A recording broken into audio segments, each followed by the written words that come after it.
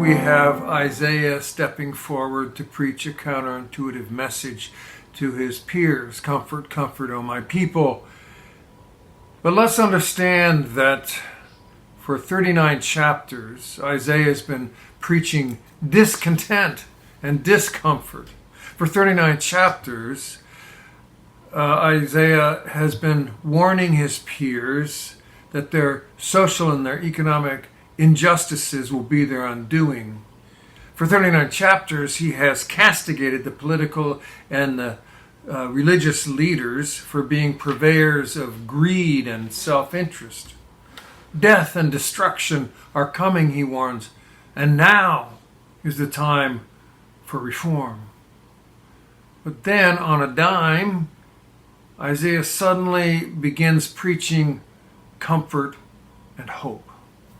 Suddenly, at chapter 40, a time in which people have been suffering and nothing is good and nothing will ever be good again in their minds, Isaiah suddenly starts preaching hope.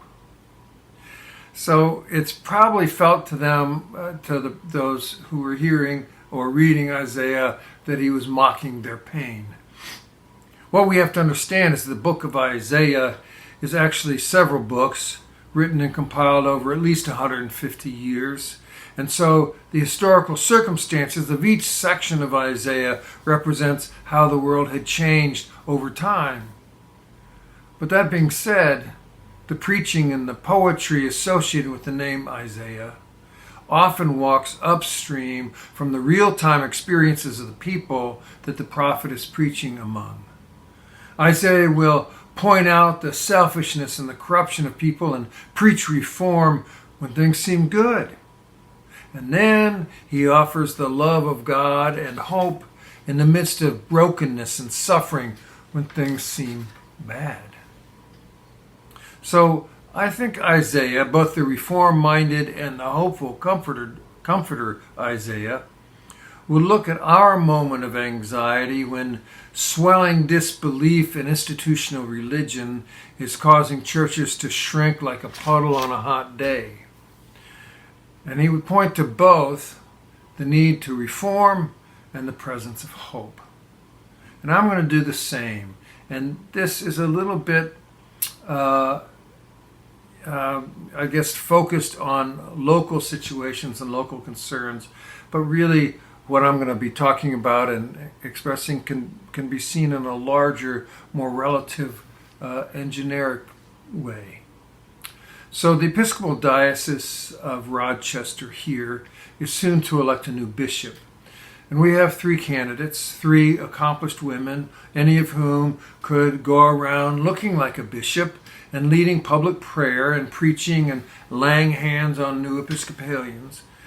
It's not molecular physics, and even AI could construct a script to accomplish all those feats.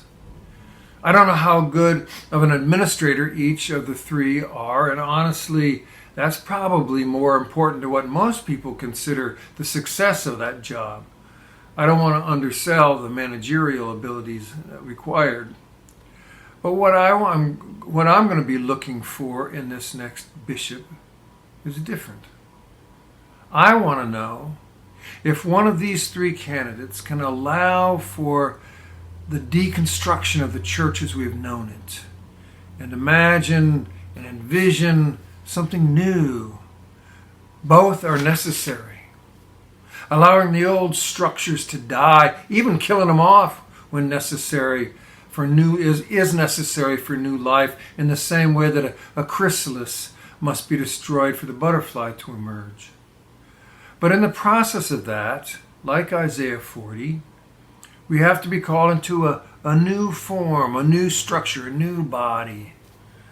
Which of these women can do these things, both of these things, and in a way that brings as many people along as possible? Hopefully, at least one of them. Now, I've been deconstructing church my whole professional life, one way or another, nibbling around the edges at first and then more and more. What I discovered is that those who dig in their heels and scream at the deconstruction are actually very few, and some of them once the Reconstruction has begun, actually like it. Most of the people in the Episcopal churches, anyway, that I have known, are more than ready to let go of the old content and let go of the old forms and let go of the old structures. But they thought that they were the only ones who had been feeling that way. Now, it's not that they didn't appreciate the traditions that they had grown up in, but that they had outgrown that chrysalis and it didn't really fit them anymore. But they didn't know that there were options, and so they just kept on being uncomfortable with what was being offered. But then what happened is that the whole environment around churches began to change dramatically. Church wasn't expected anymore. In fact, church had become hard to be part of. It was inconvenient, for one thing, on Sunday mornings, for crying out loud. And a lot of their friends had just stopped going or went looking someplace else. The building and the finances had become the focal point, and the music, really loud organ music, took over worship. Doing all that traditional stuff always felt a little odd, but it had charm too, and it was very literate and comforting somehow. But as everything in the culture around the church changed so dramatically, church felt weirder and weirder until it just felt like another time and another place and not like us. This is probably selfish on my part, but I want to tell you my vision of church. Church for you, church for me, church for anyone, really. For one thing, it may set off some ahas for you about what we've been doing here at Trinity Place and why. But here's the deconstruction part. In the evangelical and fundamentalist churches, the leadership wants all your family and all your close friends to be in the fold, inside the fold, and they make it really difficult for them not to belong. Non-believers or non-right believers are dangerous and corrosive to those kind of churches because they ask questions that aren't allowed and they sow doubts. These churches are structures built within the walls of doctrine, and they want the social life and the civic life of their adherents to be lived inside that church. Their own schools and their home schools are highly encouraged to keep out the bad influence of the non-believing public to a minimum. Now, the Episcopal Church, on the other hand, began as an ethnic church, as in WASP, White Anglo-Saxon Protestant, British. But then it opened up a little bit, and yet it remained class-bound, as in the well-educated classes. For one thing, you had to be able to read and be comfortable with Elizabethan English in the old days, as well as European classical music and hymnody. It was hard to be part of the Episcopal Church if you didn't know which fork to use. I'm kidding, but only a little. Did you ever think about the saying, and you may have heard it if you've been around the Episcopal Church, I'm a cradle Episcopalian? You don't hear that much in other denominations. Rather, I'm Roman Catholic, or I was raised Roman Catholic, or I was baptized Lutheran. Cradle Episcopalian is full of classism. It's a birthright. Now, that's not how people mean it when they say it today, but that's the cultural freight that it carries.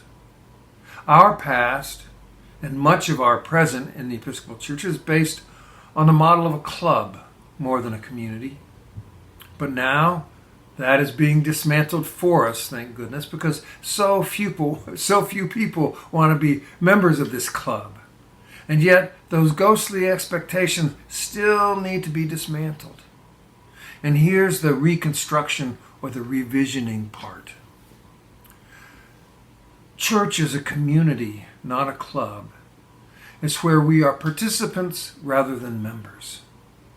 We visit church more than join it. By which I mean that we come together for specific purposes and activities that nourish our spirits and enhance our spiritual practice, but we practice our religion and our spirituality elsewhere, outside the church in the world where we live.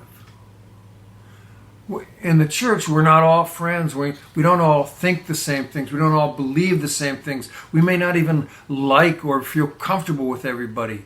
But we are committed to being a community that strengthens and nurtures and heals us so that we can go practice our baptismal covenant elsewhere. So we are a community, not a building. We gather in a particular space, but it is not the church. We are the church, and we are church in the most powerful ways when we are not together. Rather, when we have gone from here and practiced our spirituality elsewhere.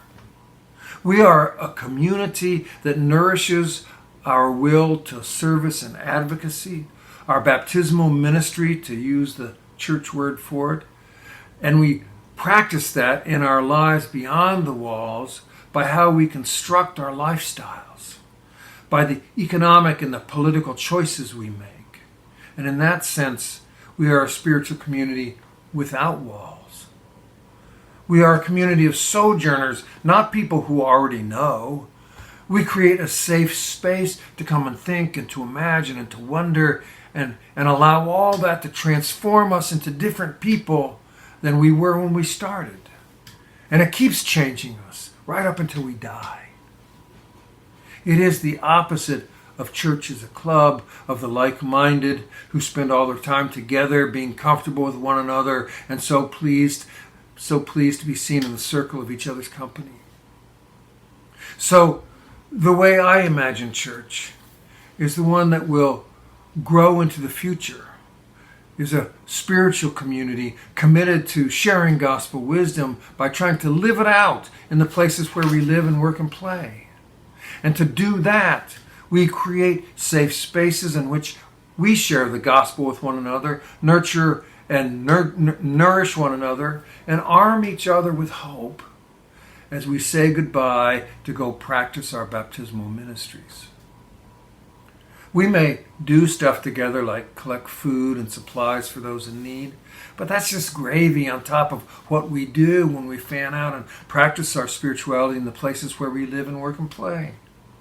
We may eat together, but we may eat together to strengthen our bonds with one another, and we may worship together to open ourselves to the presence of the holy, but those are the things that we do to build spiritual muscle, to practice our baptismal covenant in our lives, and not in the walls within the sacred space.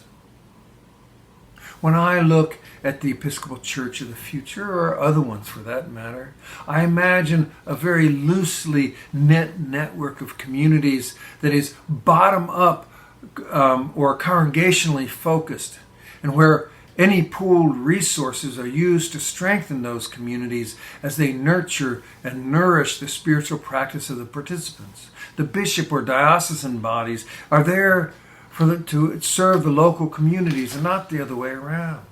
The big church is there to spawn little local communities that grow and subdivide and grow some more, like cells do when creating new life.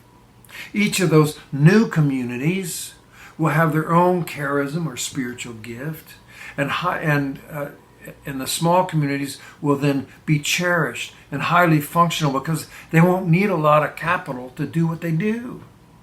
Some may have a modest building if it makes sense for them, but others won't. Some will be like Trinity Place and rent a space, but others may meet in a bar or in public spaces and have no property at all.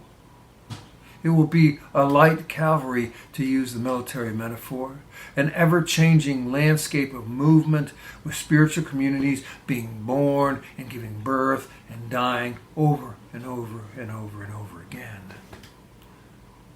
So there's my Isaiah 40 vision of the church that makes it into the future. I find it hopeful. Let there be peace. And may you have an abundance of peace too. Thank you.